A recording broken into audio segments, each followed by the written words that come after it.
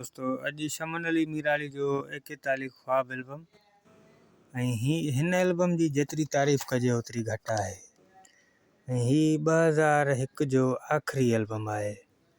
तव्हां पोइ हिते गिनती कया घणा एल्बम थिया 2001 में। ये सभु 2001 में एल्बम ऐं ज़बरदस्त एल्बम आहे। हिन जा सभु गीत भला आहिनि, बलोची बि भलो आहे, पर मूंखे जेको वणंदो आहे मां उन जी ॻाल्हि कंदुमि। सफ़ा घणो वणंदो आहे जेको मूंखे भली तकलीफ़ अचे, कोसो वाह न लॻे मुंहिंजी जानीअ खे। उन खां पोइ दोस्तनि जा कमेंट्स आहिनि उहे शामिलु कयूं। उन खां बाद एल्बम जे बारे में हलंदासीं। पहिरीं कमेंट्स आहे वहीद अमन जी। वहीद अमन लिखियो आहे नाइस वीडियो। नादर अली लिखियो आहे नाइस एल्बम बलोची। शाहिद अली लिखियो आहे त जलाल जोगी आहे, रखो प्लीज़। इंशाल्लाह रखंदासीं हिकु ॿ वीडियो।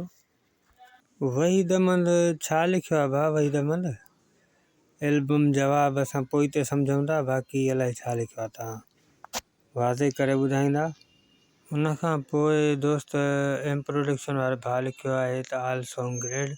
शाबान सोलंकी लिखियो आहे ग्रेड वीडियो। बादशाह अमन सोलंकी साहब लिखियो आहे ग्रेड एल्बम 40। ऐं उन खां पोइ ॿियो दोस्त आहे शाबान सोलंकी लिखियो आहे आल सॉन्ग सुपर हिट।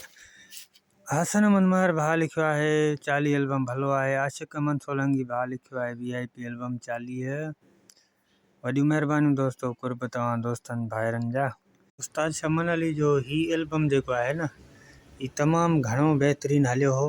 ऐं जीअं न हाक हूंदी आहे, हाक मतिलबु कंहिं माण्हू जो नालो चढ़ी वञे, उन हिसाब सां चढ़ियल एल्बम आयो हो। छो जो हिननि बलोची एल्बम ॾिनो त उन में एतिरो ख़ासि मज़ो न हुयो ऐं कलाम सभु हलियल कलाम हुया। उन खां बाद माण्हू घणा प्यासी हुया मीराली जे एल्बम जे अचण जी ख़ुशीअ में। जीअं एल्बम आयो माण्हुनि ख़रीद कयो, गीत ॿुधा त माण्हुनि खे ॾाढो बेहद पसंदि आयो। सभ खां घणो मुंहिंजे हिसाब सां जेको गीत हलियो हिन जो ख्वाब थो ॾिसां हिक ॿिए खे छॾे विया आहियूं।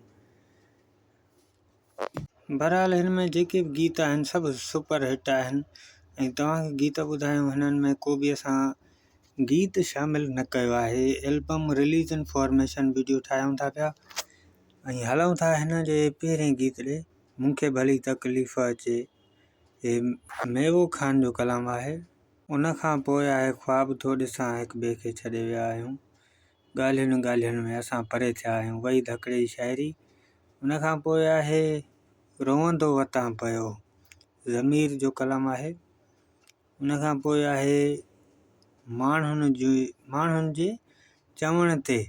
असल में ही कलाम थोरो चेंज आहे, पर हिननि गीत खे ईअं लिखियो आहे। जानिब बुर्ड़े जो गीत आहे इहो ऐं सिराइकी गीत आहे शेर अली जो।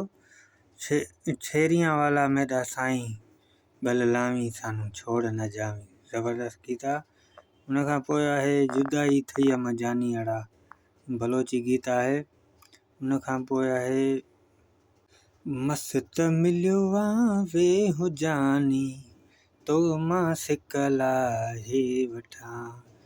उन खां पोइ ॿियो गीत आहे जॾहिं तोखां धार थियां पियो कीअं पियो चए तूं रोई। ऐं उन खां पोइ आहे ज़ुल्फ़कार जो कलाम आहे यादि कबो आहे उन्हनि खे जेके विसरनि साईं। उन खां पोइ आख़िरी गीत आहे करीम बख़्श जो प्यारा माण्हू दिलवारा माण्हू। ऐं हिननि गीतनि में तव्हांखे गीत कहिड़ो पसंदि आहे कमेंट सेक्शन में पंहिंजो ॿुधाइजो ऐं एल्बम कीअं लॻो कमेंट्स में ज़रूरु ॿुधाईंदा।